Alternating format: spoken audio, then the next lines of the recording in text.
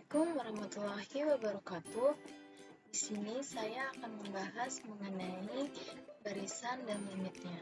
Sebelumnya itu, perkenalkan, nama saya Sofina Bella Febrianti dengan nomor induk 22251900067 dari kelas 5C Pendidikan Matematika.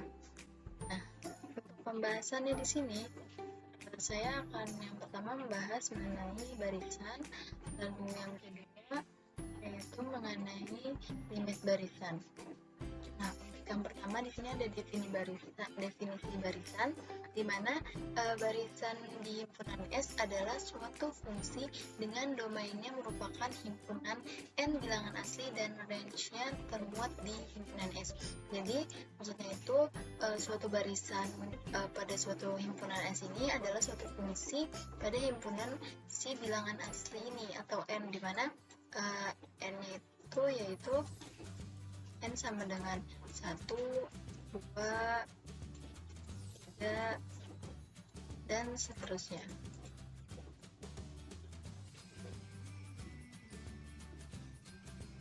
Dengan daerah hasilnya yaitu di S. Jadi maksudnya memasangkan bilangan asli ini ke himpunan S. Nah, selanjutnya di definisi di mana suatu barisan bilangan real atau barisan di R adalah suatu fungsi yang didefinisikan di himpunan bilangan asli n, yaitu 1, 2, 3, dan seterusnya dengan range termuat di dalam himpunan bilangan real. Nah, dengan kata lain, barisan bilangan real ini memasangkan setiap bilangan asli n, 1, 2, 3, dan seterusnya secara unik atau tunggal kepada suatu bilangan real. Nah, di sini jika x, n dipasangkan r merupakan barisan, biasanya ditulis nilai x ke n dengan simbol xn cukup menggunakan fungsi notasi x atau n. Di sini nilai xn adalah disebut juga suku-suku atau elemen-elemen barisan. Nah, barisan sering dinotasikan dengan x, xn, atau xn dengan n bilangan asli. Jadi, di mana kita juga bisa menggunakan huruf atau simbol lainnya, misalnya simbol y sama dengan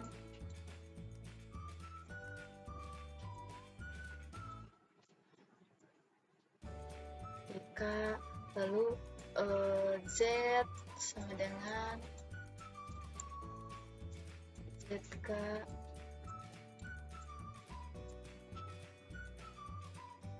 dan simbol-simbol lainnya.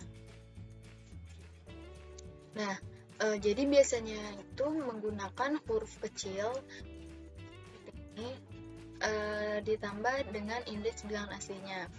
Nah, di sini misalnya kita mempunyai x1 yang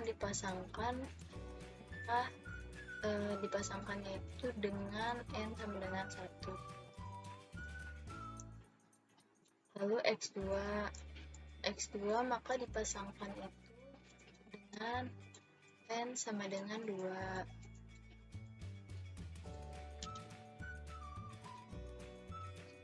Nah, selanjutnya ini hal yang penting bahwa tanda kurung kurawal untuk membedakan antara himpunan bilangan asli n dan barisan xn di mana n bilangan asli. Jadi di sini itu kita menggunakan kurung untuk menyatakan bahwa urutan yang diwarisi dari n bilangan asli ini adalah hal yang penting. Jadi kita membedakan penulisan x sama dengan xn di mana n adalah bilangan asli yang suku-sukunya itu mempunyai urutan. Jadi kita itu nggak bisa menuliskan misalnya x1, x3, x5, x2. Nah, ini kita tidak bisa menuliskan seperti ini karena di sini urutan itu diperhatikan. Nah, lalu kalau pada himpunan urutannya itu tidak diperhatikan, dan bila muncul unsur 2 kali atau lebih cukup tulis sekali saja. Contohnya ada barisan X sama dengan min 1 pangkat N, di mana N bilangan asli. Nah, di sini berarti kita dapat barisan X itu yaitu min 1 pangkat 1 min 1, lalu min 1 pangkat 2 1, min 1 pangkat 3 itu min 1, 1 pangkat 4 1, dan seterusnya. Nah, pada barisan X ini kita memiliki tak hingga banyak suku di antara min 1 dan 1.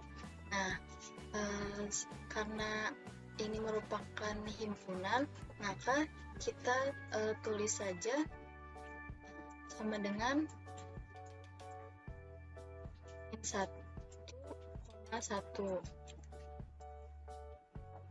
karena pada himpunan itu anggotanya itu tidak ditulis secara berulang. Selanjutnya, di sini barisan sering didefinisikan dengan memberikan suatu bentuk suku ke N pada XN. Seringkali suku-suku dalam barisan ditampilkan secara berurutan dan berhenti ketika aturan formasi tampak nyata. Nah, di sini ada contohnya. X sama dengan barisan X itu ada 2, 4, 6, 8.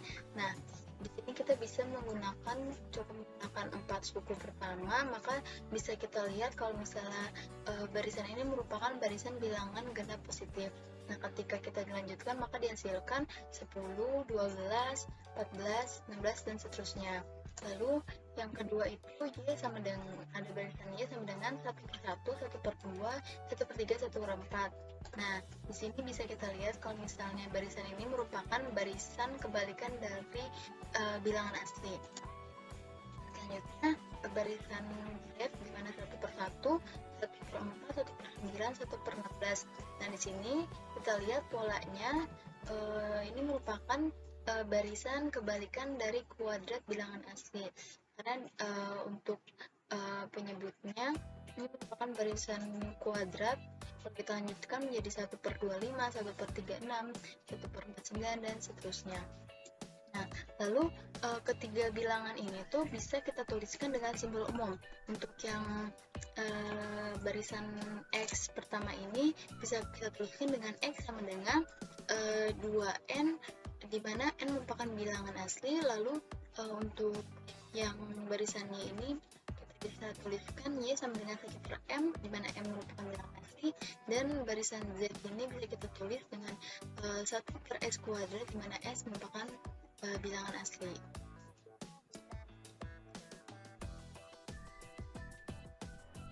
Nah, selanjutnya cara lain untuk mendefinisikan barisan adalah menetapkan nilai X1 dan membuat suatu formula untuk Xn+1, N lebih besar sama dengan 1 dalam bentuk Xn. Lebih umum kita tetapkan X1 dan kemudian memberi suatu formula untuk mendapatkan Xn+1 dari X1, X2 hingga Xn. Barisan yang didefinisikan seperti atas merupakan induktif atau barisan rekursif. Nah, lalu dengan cara yang di atas ini, barisan bilangan bulat positif X itu dapat didefinisikan menjadi X1 sama dengan 2, di mana Xn+1 sama dengan Xn ditambah 2. Nah, atau kita misalkan di sini misalnya di sini Xn+1. Misalnya X1 berarti tambah 1 yaitu X2 menjadi X1 tambah 2. Lalu X2 menjadi X3 dengan X2 ditambah dengan 2. Nah, baik, selanjutnya itu di sini ada definisi 3.2, di mana itu untuk mempermudah kita untuk bentuk barisan pada bilangan real. Nah, di sini jika kita mempunyai barisan bilangan real X dan Y Nah, kita bisa melakukan operasi aljabar pada anggota-anggota dari bilangan ini. Nah, misalnya yang pertama itu kita bisa menentukan jumlah dari barisan X dan Y itu sama saja dengan menjumlahkan setiap elemennya yang bersesuaian. Jadi ini harus bersesuaian, misalnya X1 itu harus ditambah dengan Y1, lalu X2 itu harus ditambah dengan Y2, jadi harus bersesuaian. Nah, ini juga berlaku untuk selisih atau pengurangan, misalnya X5 itu dikurangkan dengan Y5 dan seterusnya yang harus bersesuaian. Nah, yang ketiga itu yaitu hasil kali dari dua barisan X dan Y juga harus bersesuaian. Nah, lalu yang keempat ini perkalian barisan dengan suatu konstanta. Misalnya untuk suku X3 maka C itu dikali dengan X3. Lalu untuk suku X4, C itu dikali dengan X4.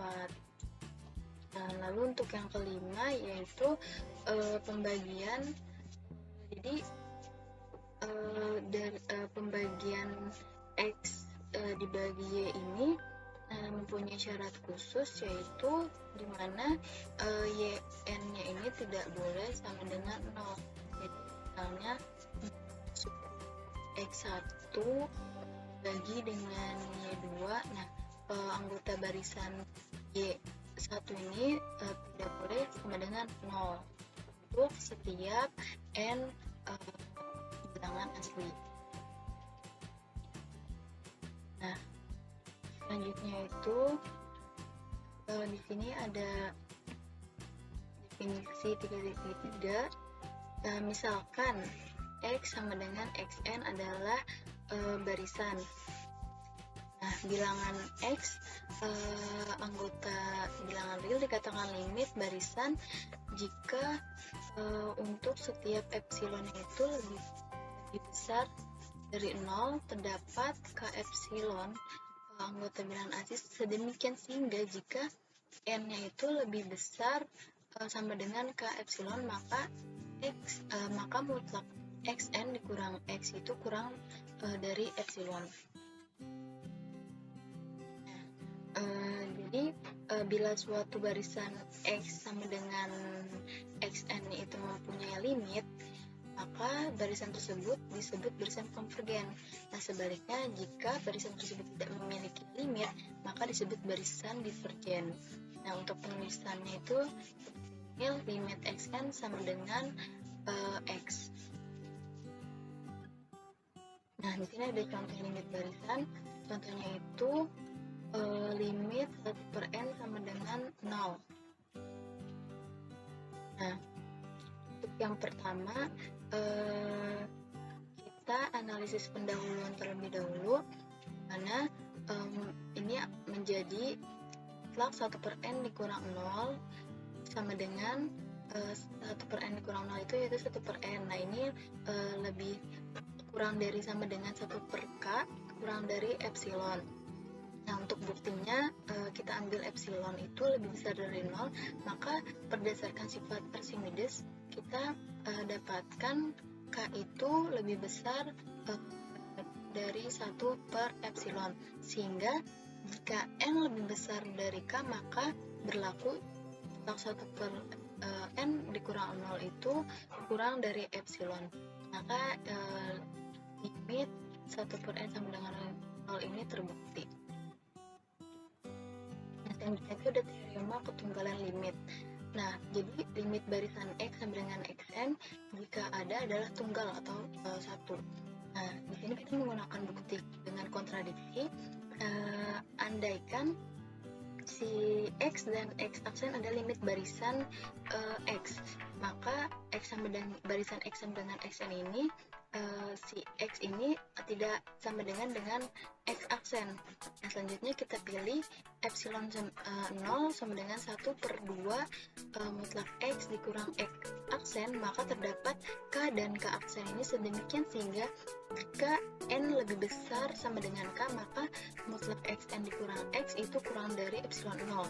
Dan jika N lebih besar dari K aksen, maka mutlak Xn dikurang X aksen itu kurang dari epsilon 0.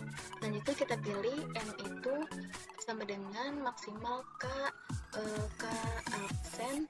Nah, di sini kita perhatikan N lebih besar sama dengan M berlaku mutlak X min X aksen sama dengan di sini mutlak X min Xn ditambah dengan Xn min X aksen, maka kurang dari sama dengan mutlak X kurang Xn ditambah dengan mutlak Xn kurang X aksen, sehingga dapatkan kurang dari epsilon ditambah epsilon, yaitu 2 epsilon sama dengan mutlak X min X aksen. Nah, ini tuh merupakan kontradiksi, sehingga limit barisan X sama dengan Xn jika ada adalah tunggal ini terbukti. Nah, baik, mungkin itu saja yang dapat saya sampaikan. Kurang lebihnya mohon maaf. Wassalamualaikum warahmatullahi wabarakatuh.